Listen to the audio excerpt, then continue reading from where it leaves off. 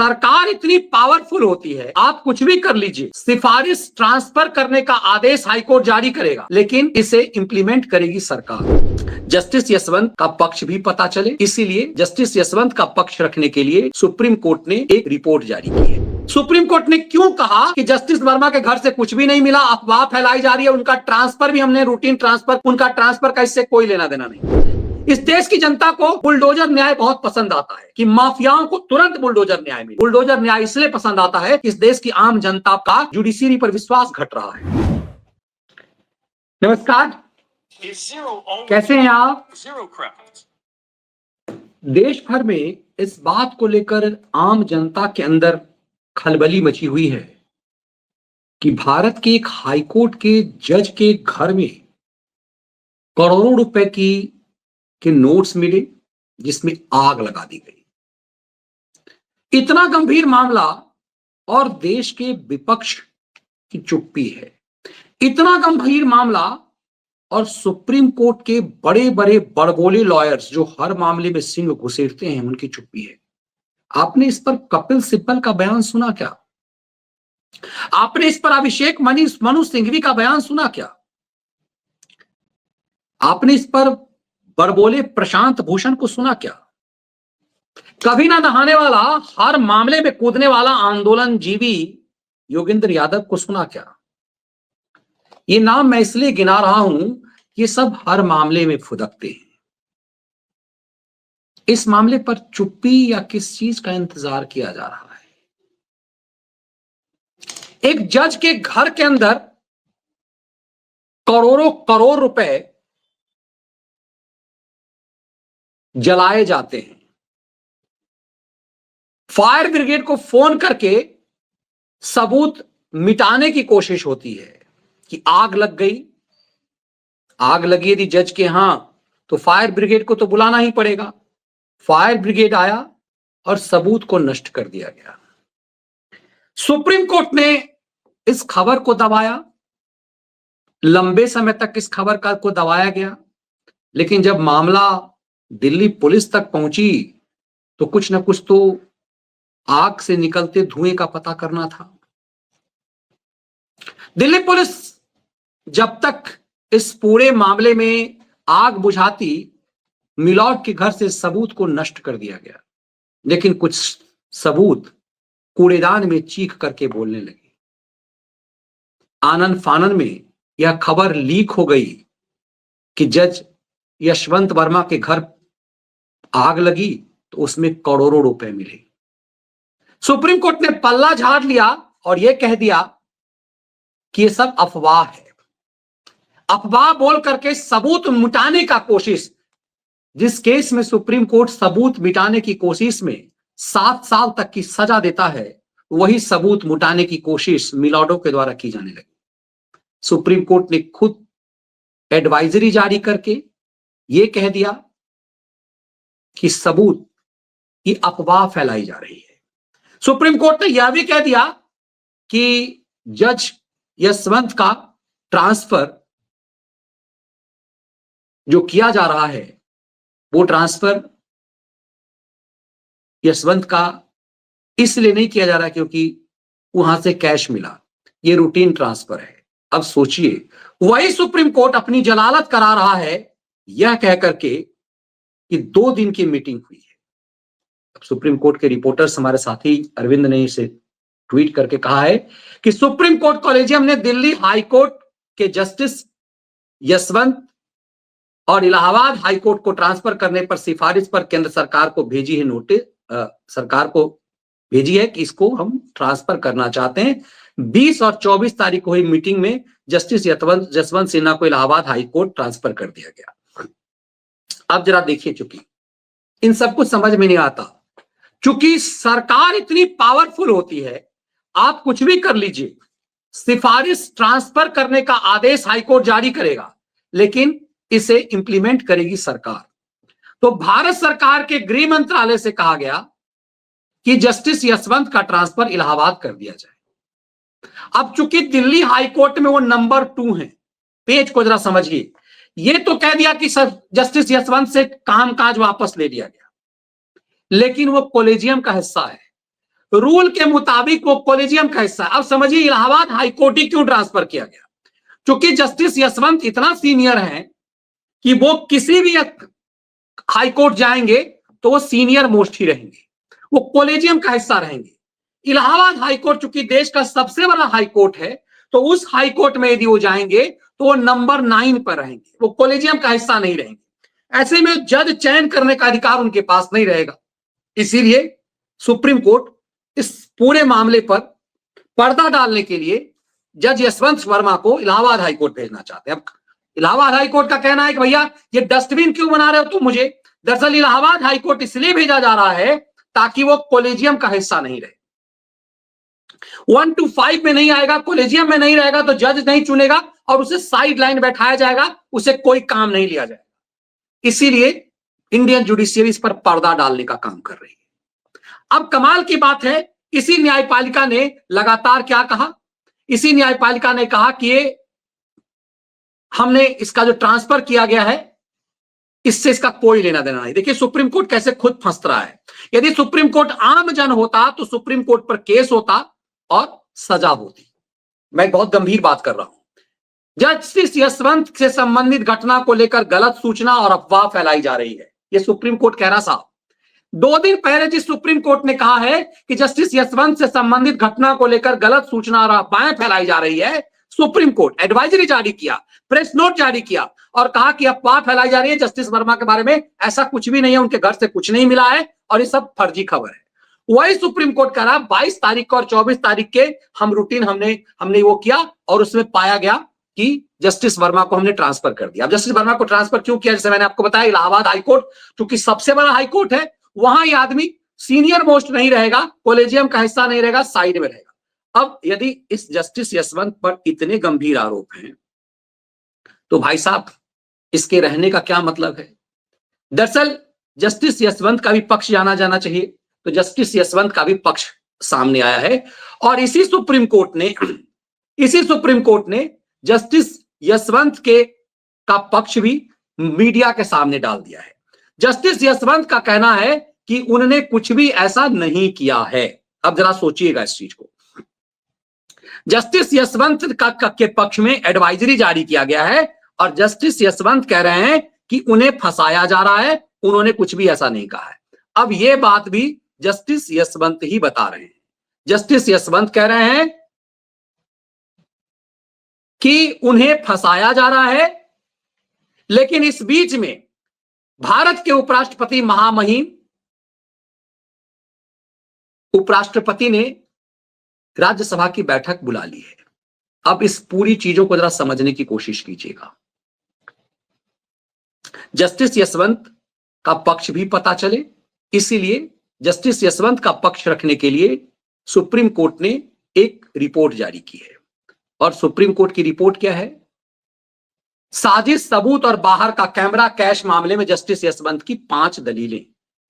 अब जस्टिस यशवंत ने दिल्ली हाईकोर्ट के न्यायमूर्ति चीफ जस्टिस को चिट्ठी लिखी है और कही है, चूंकि जज अपना पक्ष नहीं रख सकते इस तरह से, उन्होंने चिट्ठी लिख करके कही है कि मैं घर पे नहीं था, मेरी पत्नी भी नहीं थी, हम लखनऊ अपने घर पे होली मनाने गए थे और उस दिन मेरे घर पे ये कैश रखा गया, ये सब खेल हुआ। जस्टिस यशवंत ने कहा है इस पूरे मामले में जस्टिस देवेंद्र कुमार उपाध्याय को पत्र लिखा चीफ जस्टिस को और कैश कांड में अपना पक्ष रख के उन्होंने कहा हमारे घर में लगने वाली आग के दौरान बड़ी कैश पाए जाने के आरोप पर जवाब दिया। वर्मा ने कहा कि उनकी छवि खराब करने की कोशिश की जा रही है, ऐसे आरोप लगाए जा रहे हैं। टाइम्स ऑफ इंडिया की रिपोर्ट का दावा किया कि जस्टिस वर्मा के घर पर आग लगने की खबर, दमकल कर्मियों पर एक कमरे में बड़े पैमाने पर कैश मिला था। यह सही या यही नहीं कहा जा रहा कि कैश मिलने का वीडियो दिल्ली पुलिस कमिश्नर की तरफ से हाईकोर्ट के चीफ जस्टिस को जारी किया। दिल्ली पुलिस के कमिश्नर ने वो पूरा वीडियो जारी कर दिया। जो सबूत सुप्रीम कोर्ट और इन सब ने छुपाने की कोशिश की, वो दिल्ली पुलिस ने वो वीडियो हाईकोर्ट को जारी कर दिया कि लीजिए साहब ये सबूत हैं। अग्निकांड वाले दिन जस्टिस वर्मा और उनकी पत्नी दिल्ली में नहीं थे। 15 मार्च की शाम को जस्टिस वर्मा घर लौटे। इस मामले में चीफ जस्टिस के निर्देशन पर जांच चल रही थी। दिल्ली हाईकोर्ट के मुख्य न्यायाधीश ने उनसे स्पष्टीकरण मांगा था। इसके अलावा 3 सदस्यीय एक समिति की जांच गठित की गई है। वहीं जस्टिस वर्मा ने अपना जवाब दिया, जिसे सुप्रीम कोर्ट ने प्रकाशित किया। सुप्रीम कोर्ट ने प्रकाशित कर दिया जस्टिस वर्मा के जवाब को। जस्टिस वर्मा ने अपने जवाब में कैश जलने या वीडियो पर हैरानी जताई है, जिससे पुलिस कमिश्नर ने चीफ जस्टिस को सौंपा। उन्होंने कहा कि जो वीडियो शेयर किया जा रहा है उसमें जो दिखाया गया वैसा कुछ भी मौके पर नहीं मिला। इस तरह से उन्होंने वीडियो की सत्यता पर सवाल खड़े कर दिए हैं। अब इस बात को समझिए, जस्टिस वर्मा ने वेरी नेक्स्ट डे घर आ गए। घर पे जो कुछ भी था वो सबूत मिटा दिए गए थे, लेकिन दिल्ली पुलिस के पास वो वीडियो है। दिल्ली पुलिस ने इस वीडियो के साथ साथ एक पेन ड्राइव भी चीफ जस्टिस ऑफ इंडिया को सौंप दिया, और ये पेन ड्राइव दिल्ली पुलिस ने दिल्ली हाई कोर्ट के चीफ जस्टिस को भी सौंप दिया। इस पेन ड्राइव में वो साक्ष्य हैं, ये सब मैंने बताया कि किस किस से वर्मा की बात हुई है। ये अपने आप में पूरी तरह से चौंका रहा है कि जस्टिस वर्मा क्या कोर्ट फिक्सरों के दबाव में थे, जस्टिस वर्मा क्या दलालों से मिले हुए थे, क्या जो बेल दिए जा रहे थे, जो सजा लोगों को बरी किया जा रहा था उसमें खेल हो रहा था, इतना पैसा आया कहां से।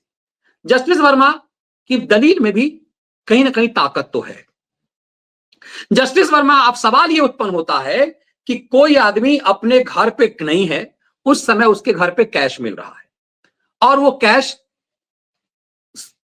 इंटरनल कमरे के बदले बाहरी कमरे में है, तो क्या जानबूझ करके कैश लाया गया, या फिर जो वकील जो हैं जस्टिस वर्मा के साथ, जो शिव नारायण ढींगरा कह रहे हैं, शिव नारायण ढींगरा कह रहे हैं कि जस्टिस वर्मा के क्लोज लोग हाई कोर्ट में वकील हैं। आमतौर पे जजों को जो रिश्वत पहुंचाई जाती है उनके क्लोज रिलेशन के द्वारा पहुंचाई जाती है। तो क्या वो कोई पुराना केस का रिश्वत पहुंचा उनके पास? क्या जस्टिस वर्मा ही सिर्फ इस तरह के पैसे लेते हैं, या ज्यादातर जजों के साथ ऐसा होता है? अब चूंकि जस्टिस वर्मा के call details, WhatsApp call details, ये सब दिल्ली पुलिस के कमिश्नर ने सौंप दिया। अब इस बात को जरा समझिए कि ये चीजें सुप्रीम कोर्ट छुपा क्यों रहा था। सुप्रीम कोर्ट ने क्यों कहा कि जस्टिस वर्मा के घर से कुछ भी नहीं मिला, अफवाह फैलाई जा रही है, उनका ट्रांसफर भी हमने रूटीन ट्रांसफर, उनका ट्रांसफर का इससे कोई लेना देना नहीं है। इतना बड़ा झूठ सुप्रीम कोर्ट ने क्यों बोला? सबूत नष्ट करने की कोशिश क्यों हुई? यदि देश की सबसे बड़ी अदालत इस तरह से क्राइम पर पर्दा डाल रहा है, तो वो अदालत आम आदमी को कैसे सजा दे सकता है? इस पूरे मामले में जुडिशियरी नग्न हो गई। तब इस जुडिशियरी को याद करना चाहिए। आपको याद होगा कि न्यायपालिका में भ्रष्टाचार, आम आदमी के बदले खास आदमी को लेकर न्यायपालिका को चिंता। आपको द्रौपदी मुर्मू याद होंगी, महामहिम राष्ट्रपति द्रौपदी मुर्मू ने 3 बार चीफ जस्टिस ऑफ इंडिया, उस समय के chief justice of India justice Chandrachud के सामने कहा कि इस देश में सुप्रीम कोर्ट बेल देने वाली कोर्ट बन गई है। जस्टिस वर्मा के मामला सामने आने से पहले महामहिम राष्ट्रपति ने 3 सम्मेलनों में विज्ञान भवन से लेकर के अलग अलग जगहों पे चंद्रचूड़ के सामने में, उस समय सीजीआई थे चंद्रचूड़ और बाकी सुप्रीम कोर्ट के जो वरिष्ठतम जज हैं उन सब के सामने में कहा कि सुप्रीम कोर्ट सिर्फ सफेद पोशों, बड़े बड़े लोगों, धन्ना सेठों के लिए बेल की तो बात करता है, आम जन, गरीब लोग जो हैं वो जेलों में सड़ रहे हैं, उन्हें बेल नहीं मिल पाता। यह चिंता देश की राष्ट्रपति कर रही थी। सुप्रीम कोर्ट को इस पर कुछ भी समझ में नहीं आया। भारत के उपराष्ट्रपति महामहिम जगदीप धनखड़, जो राज्यसभा के सभापति हैं, अलग अलग मंच पर और राज्यसभा के अंदर भी कोलेजियम सिस्टम पर सवाल उठाया और यह कहा कि इस देश में संसद सबसे बड़ी है। जगदीप धनखड़ ने दर्जनों बार कहा कि सुप्रीम कोर्ट इस देश की संसद को रौंदना चाहता है। जगदीप धनखड़ ने दर्जनों बार अलग अलग सम्मेलन में कहा कि सुप्रीम कोर्ट अपनी ताकत दिखाना चाहता है। इस देश में संसद सबसे बड़ी ताकतवर है, लेकिन सुप्रीम कोर्ट कोलेजियम सिस्टम लागू करना चाहता है। जगदीप धनखड़ ने यह भी कहा कि संसद द्वारा पास कानून, राष्ट्रपति द्वारा लगी हुई मुहर को सुप्रीम कोर्ट ने कुचल दिया और सुप्रीम कोर्ट ने संसद की अहमियत नहीं दी। जगदीप धनखड़ ने दर्जनों बार कहा कि सुप्रीम कोर्ट इस देश के प्रति जिम्मेदार नहीं है, इस देश के प्रति जिम्मेदार इस देश की संसद है और संसद के आदेश को कुचला जाता है। इस बात को लेकर चेतावनी सुप्रीम कोर्ट को समझ में आनी चाहिए। इस देश सुप्रीम कोर्ट के इस नग्न स्वरूप को देख रहा था। बार बार ये मैं लगातार उठाता हूं कि तीस्ता सी तलवार को दिल्ली गुजरात हाईकोर्ट ने अरेस्ट वारंट जारी किया 4 बजे शाम को अरेस्ट वारंट जारी होता है और 6 बजे शाम में छुट्टी के दिन सुप्रीम कोर्ट बेंच बना देता है। एक आतंकवादी को के लिए रात भर सुप्रीम कोर्ट सुनता है। 370 संसद द्वारा पास कानून पर सुप्रीम कोर्ट कुंडली मारता है। मुख्तार अंसारी के लिए सुप्रीम कोर्ट के पास इतना समय होता है, जिस सुप्रीम कोर्ट के पास 75,000 केस पेंडिंग है, उस सुप्रीम कोर्ट मुख्तार अंसारी के लिए लंबी लंबी सुनवाई करता है, महीनों सुनता है, इसलिए क्योंकि मुख्तार अंसारी को पंजाब से आने से, यूपी आने से बचाया जाए। ये देश की आम जनता को नहीं समझ में आता है। इस देश की जनता को बुलडोजर न्याय बहुत पसंद आता है कि माफियाओं को तुरंत बुलडोजर न्याय मिले। बुलडोजर न्याय इसलिए पसंद आता है कि इस देश की आम जनता का जुडिशरी पर विश्वास घट रहा है। बुलडोजर न्याय इसलिए पसंद आता है क्योंकि इस देश की जनता को लगता है कि माफियाओं को सुप्रीम कोर्ट संरक्षण करता है। इस देश की जुडिशियरी मुख्तार अंसारियों, अतीक अहमदों और माफियाओं का संरक्षण करती है। ये इस देश की आम जन का एक तरह का भरोसा हो गया है। यही वजह है उसे योगी का बुलडोजर न्याय पसंद आता है। और बुलडोजर न्याय किसके प्रति होता है? बुलडोजर न्याय में आज तक एक भी ऐसा नहीं हुआ जिस किसी निर्दोष के घर पे बुलडोजर चला हो। बुलडोजर उसके घर पे चल रहा है जिसने अवैध कब्जा किया हुआ है। सुप्रीम कोर्ट उस बुलडोजर पर ब्रेक लगाना चाहता है। बार बार जब सुप्रीम कोर्ट इस पर बुलडोजर पर ब्रेक लगाने की कोशिश करता है तो काम जनता में सुप्रीम कोर्ट की साख गिरती है। और ये जनता की चुनी हुई सरकार की जिम्मेदारी बनती है कि जनता के भरोसे को कायम रखे। इस देश की सरकार की ज्यादा जिम्मेदारी बनती है, चुनी हुई सरकार की जिम्मेदारी बनती है कि आम जन का न्यायपालिका, कार्यपालिका, विधायिका और प्रेस पर भरोसा जगा रहे। और इसीलिए इस पेन ड्राइव के मामले ने चौंकाया है। एक पेन ड्राइव में सिर्फ जस्टिस वर्मा के पाप के सबूत हैं। जस्टिस वर्मा ने किस किस से बात की, जस्टिस वर्मा को कौन धमका रहा था। दरअसल ये पूरा खेल खुलना है कि कौन कौन कोर्ट फिक्सर्स जस्टिस वर्मा को धमका रहा था या जस्टिस वर्मा किस किस कोर्ट फिक्सर्स के शिकार थे। ये 6 महीने का कॉल डिटेल्स जो सौंपा गया है वो चौंका रहा है। इसमें कई सारे कोर्ट फिक्सर्स खुलकर आएंगे और एक तरह से ये चेतावनी उन तमाम जजों के लिए भी है जिनको लगता है कि उनका कुछ नहीं हो सकता। इस देश के हाई कोर्ट और सुप्रीम कोर्ट के जजों को लगता है कि वो इस देश के कानून से ऊपर हैं, इसीलिए वो प्रधानमंत्री को धमका देते हैं, वो मंत्रियों को धमका देते हैं, वो हर किसी को धमका देते हैं, लेकिन अपने गिरेबान में नहीं झांकते। हायरार्की में भारत के राष्ट्रपति, भारत के उपराष्ट्रपति, भारत के प्रधानमंत्री सुप्रीम कोर्ट के मुख्य न्यायाधीश से बड़ा होता है। लेकिन इस देश के हाई कोर्ट और सुप्रीम कोर्ट के जजों ने ठेंगे पर रखा।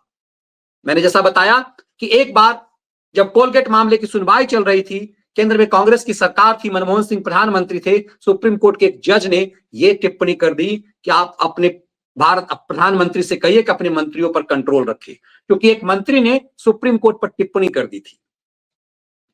भारत की सरकार के एक मंत्री की टिप्पणी से इतनी खिजलाहट हो गई, आज वही सुप्रीम कोर्ट गुमराह कर रहा है देश को कि यशवंत वर्मा के पास सबके खिलाफ कोई सबूत नहीं है, अफवाह फैलाया जा रहा है।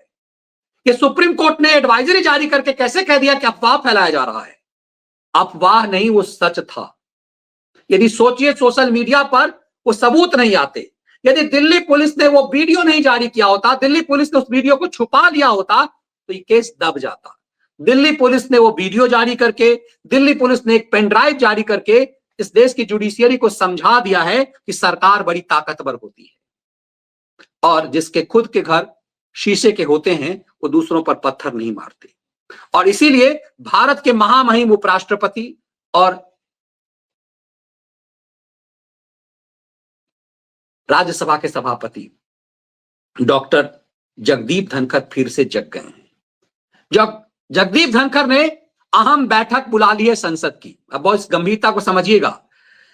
जस्टिस यशवंत वर्मा मामले में भारत के उपराष्ट्रपति, राज्यसभा के सभापति जगदीप धनखड़ ने अहम बैठक बुलाई है और इस बैठक में नेता प्रतिपक्ष और नेता सदन को बुलाया गया है। 11:30 बजे मंगलवार को बैठक होगी और मल्लिकार्जुन खड़गे, जेपी नड्डा को इस बैठक में बुलाया गया है और यह तय किया जाएगा कि जस्टिस वर्मा के मामले के लिए कैसी इंक्वायरी की जाए। क्या सुप्रीम कोर्ट की इंक्वायरी से? यह एक चेतावनी है साहब, सोच लीजिए कि सुप्रीम कोर्ट अपने जांच से गोलमोल जांच करके इसको नहीं निपटा सकता। भारत की संसद सुप्रीम कोर्ट को चेतावनी दे रहा है कि भाई तुम्हारे गोलमोल जांच से काम नहीं चलेगा, इस देश की संसद जांच करेगी। तो क्या अब जो जयराम रमेश इस मुद्दे को उठा रहे थे, उन्होंने अपने खलिहरों के माध्यम से यह कहना शुरू कर दिया है कि जुडिशियरी को सरकार अपने कब्जे में लेना चाहती है। जब कॉलेजियम सिस्टम के खिलाफ सरकार ने एनजेएससी बनाया था, तब भी कुछ लोगों ने यही नैरेटिव बनाया। आज सुप्रीम कोर्ट का ये बदरंग चेहरा, जुडिशियरी का इस बदरंग चेहरे से देश के अंदर कोहराम मचा हुआ है। देश के आम जनों को लग रहा है कि ये कैसी तस्वीर है।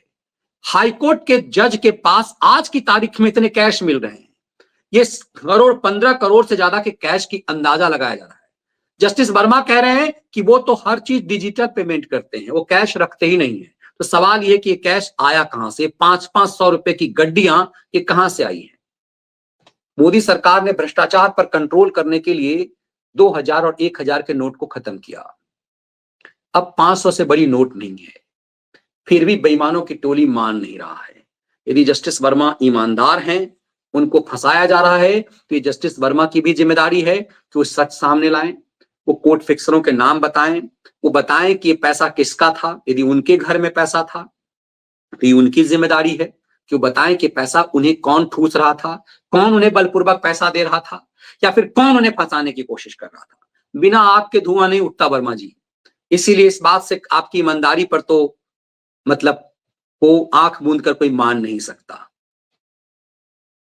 और इस बात को लेकर के अब देश में कोहराम मचा है। इस देश की जुडिशियरी ऐसी कैसी है? हाईकोर्ट और सुप्रीम कोर्ट के हर जज भाई भतीजावाद की पैदाइश क्यों है? जस्टिस वर्मा के बाबूजी भी इलाहाबाद हाईकोर्ट के जज थे, कॉलेजियम में थे। ये भी हाईकोर्ट दिल्ली के जज हैं, कॉलेजियम में है। जज बाप भी चुन रहे थे, बाप ये भी चुन रहे हैं।